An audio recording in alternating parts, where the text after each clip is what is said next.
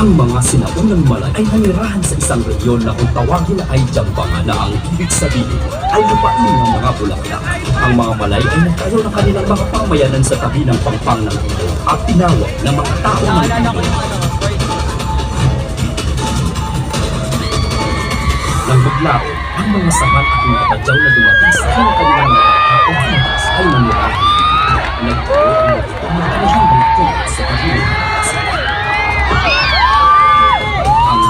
ng Jambangan ay may mayabang makulay na kasaysayan. Ito din ang sentro ng barter trading sa pagitan ng mga Ichik at mga naninirahan dito noong ika-13 at ika-14 na siglo.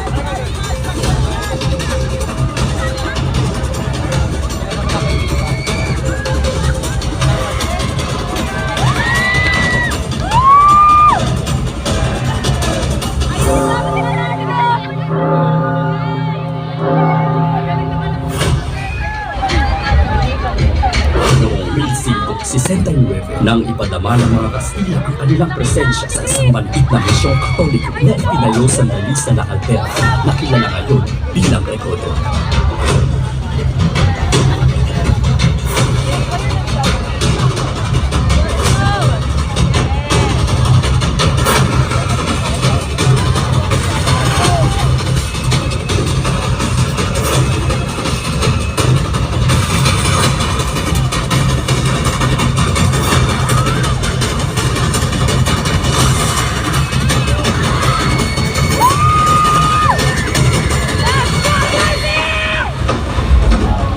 Noong ika-6 ng Abril 1635 sa pamumuno ni Kapitan Juan de Chavez kasama ang 300 sundalong Kastila at 1,000 Cebuano, sila ay lumapag sa Jambangan at pinangalanan ito Bagong Bayan.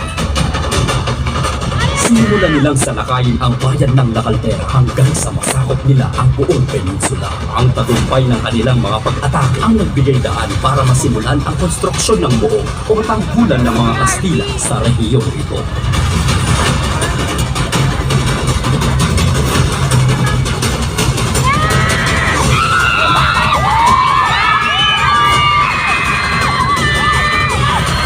Noong ika-23 ng Hulyo, 1635, ang batong panulok na tinatawag na Fort Pillar ay inilatag ni Padre Melchor Tayori na bago ang Zamboangan patungo sa Zamboanga. Ito ang petsa ng pagkakatatag ng lungsod ng Zamboanga. Isinilang si Vicente Alvarez noong ika-21 Abril 1862 sa Magay, Zamboanga. Dahil malapit ang ama niya kay Gobernador General Ramon Blanc, itinilaga siya ng palasyo ng Malacanang bilang segundo opisyal mayor. Dahil sa madalas na pagpunta ni Alvarez sa Mindanao at Sulu, nasaksihan niya ang labis na pahirap at pagmamaltrato ng mga Espanyol. Dahil sa gustuhang mapalaya ang kanyang kababayan sa mapangaping dayo, sumapi siya sa katipunan na ito ay itatag noong 1892.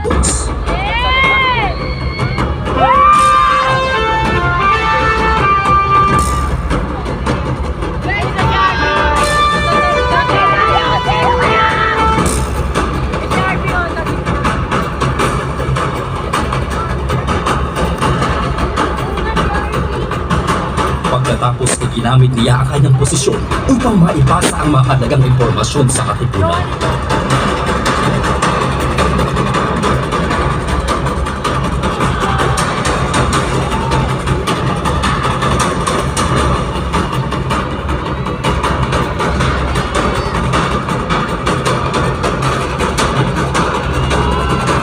Gayunpaman, natuklasan ng kanyang pagiging miyembro ng sumiklab ang Rebolusyong Pilipino noong 1896. Bilang paruso'y pinadala siya sa Cebu upang pagkasunduin ng dalawang umaangkin sa trono ng sultano at anyayahan ng mga ito na sumapi sa koronang Espanyol.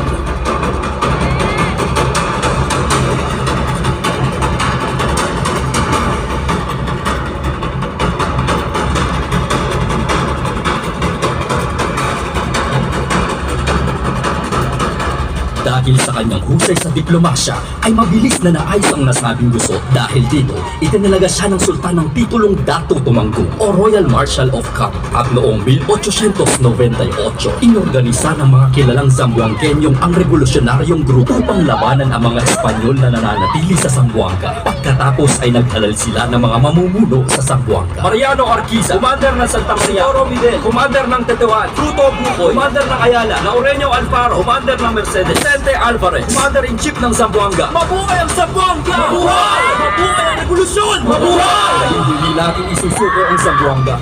Lalabanan natin ang sinumang dayuhan hanggang sa huling tao nito.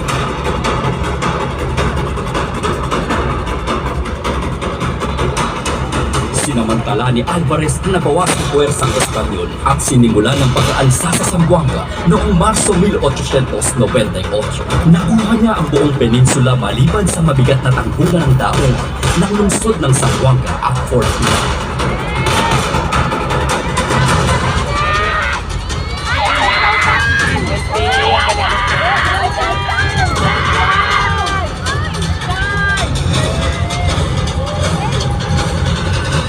At noong ikapito ng Abril 1898, sa gitna ng tahimik at dilim ng gabi, palihim na pinangunahan ni Alvarez ang pagdusog sa mga bapor pandigma ng Kastila na nakahintil sa kipot ng Basilan.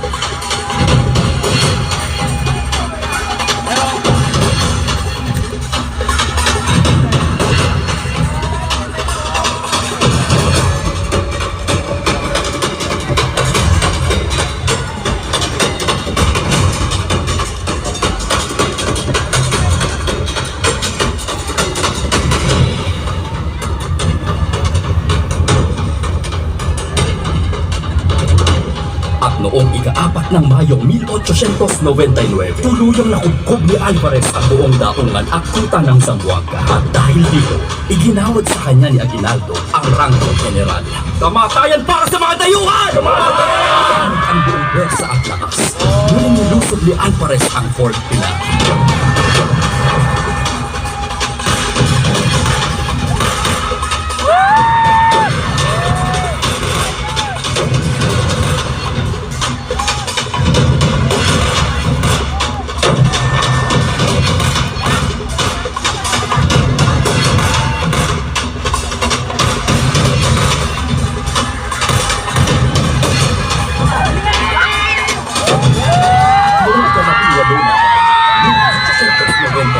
Sumuko ang pinakahuling gobernador general ng Espanya sa revolusyonaryong pamahalaan ng Zamboanga.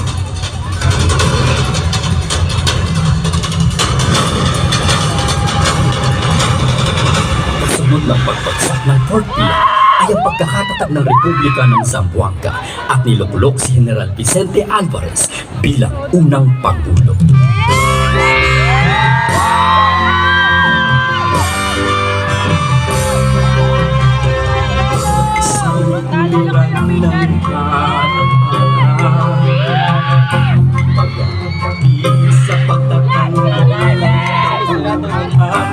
May inang bayan na. Sa puso'y may apoy ng kabayanihan. Wakasan ang tao sa bayan.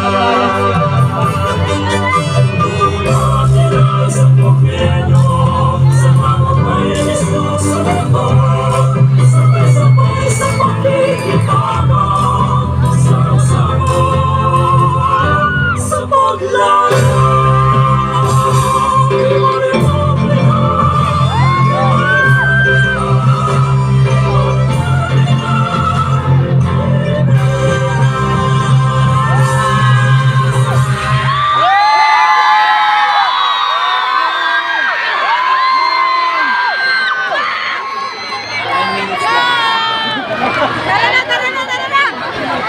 Muli po maraming salamat po sa kalahok bilang 5 mula po sa Marcelo H. Templar National.